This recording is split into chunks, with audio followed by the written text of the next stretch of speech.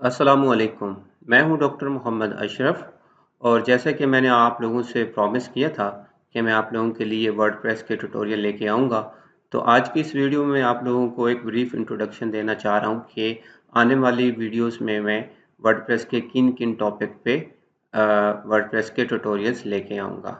तो सबसे पहले मैं आप लोगों को बताऊंगा कि डोमेन नेम और होस्टिंग प्लान क्या होता है और एक अच्छी डोमेन नेम की खसूसियात क्या होती हैं और होस्टिंग प्लान की टाइप्स कितनी है और कौन सा होस्टिंग प्लान आपकी वेबसाइट के लिए सूटेबल रहेगा।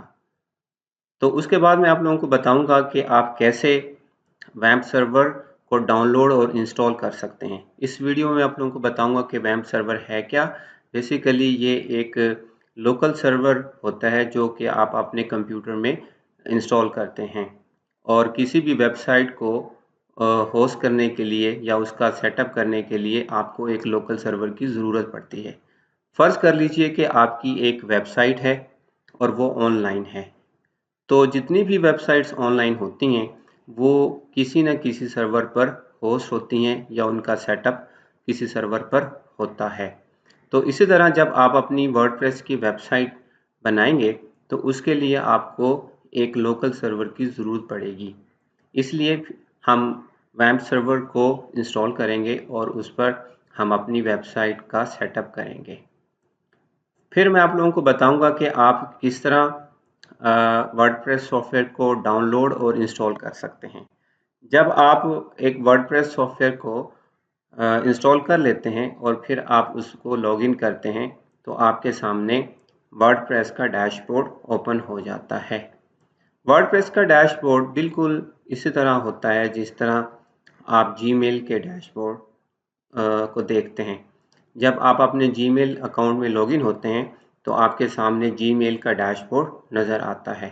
राइट साइड पे आपको लिस्ट ऑफ ईमेल्स नज़र आती हैं और लेफ़्ट साइड पे कुछ आपके पास ऑप्शंस होते हैं जिसमें लाइक इनबॉक्स है, सेंट आइटम है, सेव ड्राफ्ट है या इसके अलावा अदर फोल्डर्स और फीचर्स।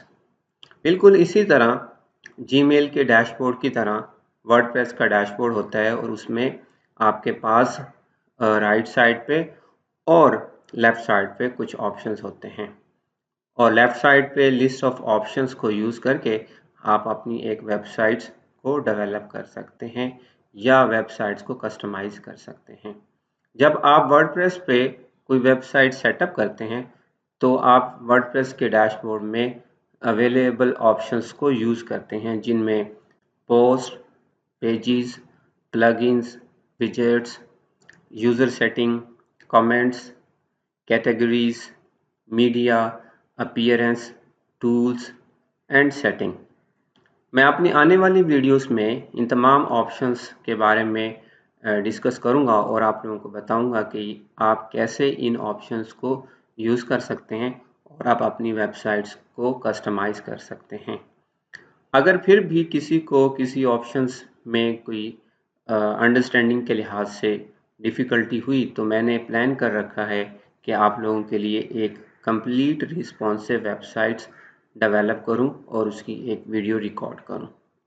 तो इस कंप्लीट रिस्पॉन्सिव वेबसाइट्स को डेवलप करते हुए मैं जिन जिन फीचर्स को या जिन जिन फीचर्स को इनेबल करूंगा या ऑप्शंस को इनेबल करूंगा वेबसाइट्स में, उनमें home page, drop down menu, side bar, image slider, Facebook and Twitter like button और boxes, social icons, image gallery, contact us और इसके अलावा अदर फीचर्स या ऑप्शंस को भी यूज़ करूँगा।